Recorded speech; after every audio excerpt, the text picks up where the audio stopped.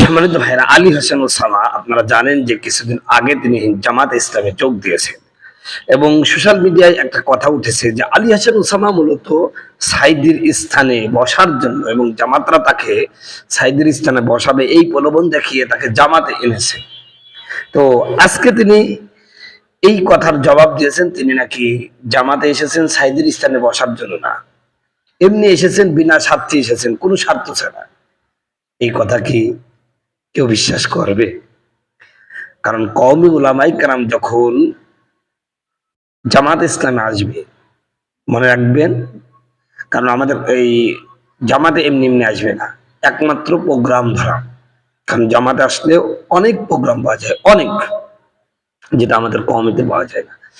জামাতের একটা ভালো গুণ আছে, সেটা হলো কেউ যদি তাদের পক্ষে কথা বলে এবং দলের জন্য উপকার হবে, তাকে তারা টেনে তুলবে, দাওয়াতের বিষয়টা তারা দেখবে।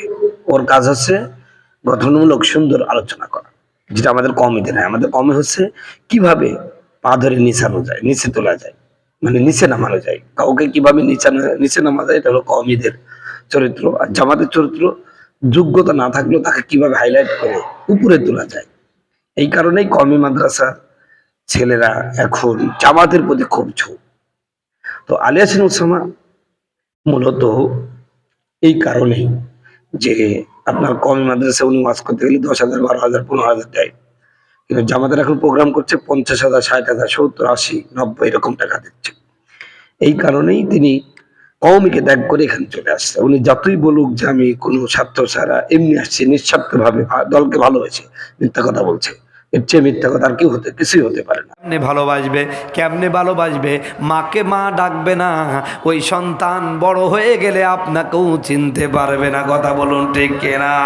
ওরা নিজের মাকে মা ডাকে না, ওরা নিজের মাকে মা ডাকে না, শাশুড়ি ডাকে আম্মা জান। বাবা হবে তালি মশাই, শ্বশুর হবে আব্বা জান। কথা বলেন, কথা বলেন। ওরা নিজের মাকে না মা বলে না, ওরা নিজের মাকে মা বলে না, শাশুড়ি ডাকে আম্মা জান। বাবা হবে তালই মশাই, শ্বশুর হবে আব্বা জান। এরমই তো হচ্ছে কথা, ঠিক কিনা? বিয়ে করার পরে মা বাপ সব ভুলি বেশি আছে, আর শ্বশুর শাশুড়ি আপন হয়ে গেছে। এমন এমন কিছু কুলাঙ্গার সন্তান আছে, নিজের মা বাপের কাছে থাকেও না, যাই শ্বশুর এলাকায় বাড়ি করে। কথা করছে না, কথা করছে না, আছে কি নাই? আরে যেই সন্তান, যেই মা তোমাকে 10 মাস 10 দিন পেটে ধরলো, সেই মারে তুমি ভুইলা গেলা। মাঝে 10 মাস 10 দিন গর্ভে ধারণ করিয়া করেছেন আমাদের ইনি।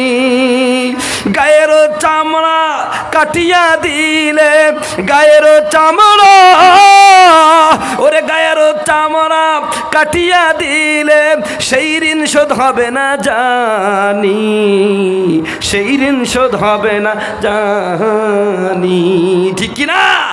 সম্মানিত বন্ধুগণ, আমার ভাইয়েরা, আমার কথাই কথা মনে পড়ে গেল। আল্লাহ নবী মুহাম্মদ সাল্লাল্লাহু আলাইহি সাল্লামের একজন আল্লাহর ওলি নবীর সাথে তার সম্পর্ক খুব ভালো। আমার বন্ধুগণ, আমার ভাইয়েরা, তিনি হজ করতেছেন, ইয়ামান থেকে একজন হাজি সাহেব এসেছেন। তার মা, আমার ভাইয়েরা, তার মা হাঁটতে পারেন না। আমার ভাইয়েরা পিঠের উপরে ব্যাগের মধ্যে নিয়েছেন, ব্যাগের মধ্যে মাকে নিয়ে বন্ধুগণ, আমার ভাইয়েরা, আমার বাইতুল্লাহ জিয়ারত করতেছেন, কাবা শরীফ তওয়াফ করতেছেন, আর মনে মনে বলতেছেন, আল্লাহ গো, আমি তো আমার মায়ের খেদমত খুব করেছি, আমার মা যতদিন থেকে অসুস্থ হয়ে গেছে, আমার মাকে আমি নিজে খাওয়াই দিই, গোসল করাই দিই, আমার মাকে আমি কত যত্ন করি। ও শুধু তাই নাই, শুধু এমন থেকে আমার মাকে আমার পিঠের উপরে করে নিয়ে আসা, তোমার ঘরে জিয়ারত করলাম, আরাফার ময়দানে গেলাম, মুজদালিফা ভাই গেলাম, আমার মাকে আমি আমার পিঠে করে হজ করাই দিলাম, আমি আমার মায়ের খেদমত এমন করেছি, আশা করা যায় আমার মায়ের ঋণ আমি পরিশোধ করে ফেলেছি। এইভাবে করে মনে মনে বলতেছেন, গুনগুন করে বলতেছেন। হযরতে আমার ভাইয়েরা, ওই আল্লাহর ওলি হাজী সাহেবের এই কথাগুলো শুনতেছেন। মায়ের হক আদায় করে ফেলেছে। কি করেছে?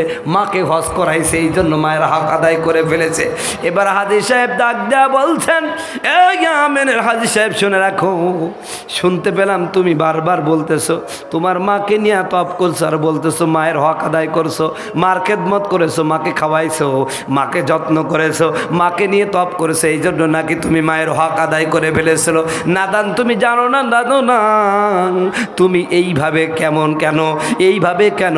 তুমি যদি তোমার বুকের চামড়া, পিঠের চামড়া নয়, বুকের চামড়া কেটে যদি তোমার মায়ের জন্য জুতা বানায়া দাও আর আল্লাহ পাক কিয়ামত পর্যন্ত তোমাকে যদি হায়াত দেয় আর তুমি তোমার মায়ের খেদমত করতে থাকো, ওই যে তোমার মা যখন তোমাকে এই দুনিয়ায় আনলো, ওই যে প্রসব বেদনা, সব বেদনা, মা তোমাকে গর্ভধারণ করার পরে সন্তান ভূমিষ্ঠ হওয়ার সময় তুমি তোমার মাকে যে ব্যথা দিয়েছো, তোমার সারা জীবনের খেদমত মায়ের একটা সময়ের বেদনার মতন হবে না। জোরে বলেন সুবহানাল্লাহ। মায়ের খেদমত করেছো, মায়ের হক আদায় করেছো। কে বলেছে? তুমি জানো না তোমার মা তোমার জন্য কি কষ্ট করেছে? মা, একজন মা যখন সন্তান ভূমিষ্ঠ করে ওই পরিমাণ যে ব্যথা হয়, সমস্ত ব্যথাগুলো যদি 18টা ছেলেকে দেওয়া হয় সাথে সাথে মারা যাবে। ভাই কষ্ট হচ্ছে? সম্মানিত বন্ধুগণ আমার, ভাইয়েরা আমার,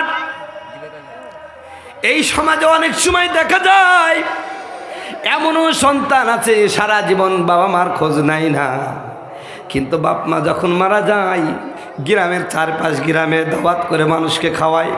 এইরকম হয়তো বা জোড়াগাছায় নাই, আমাদের কুষ্টিয়ায় দেখা যায়। বন্ধুগণ আমার, ভাইয়েরা আমার, জীবনে মা যখন বেঁচে ছিল কত কষ্ট করেছে, অসুখের কারণে ওষুধ ঠিক মতন খাইতে পারে নাই। তুমি সন্তান, তোমার টাকা পয়সার অভাব নাই, স্ত্রীর কথা মতন কোনোদিন একটু ওষুধ কিনে দিলা না। যখন মারা গেল তুমি তার জন্য কত দুঃখ করছো, কত কষ্ট পাচ্ছ।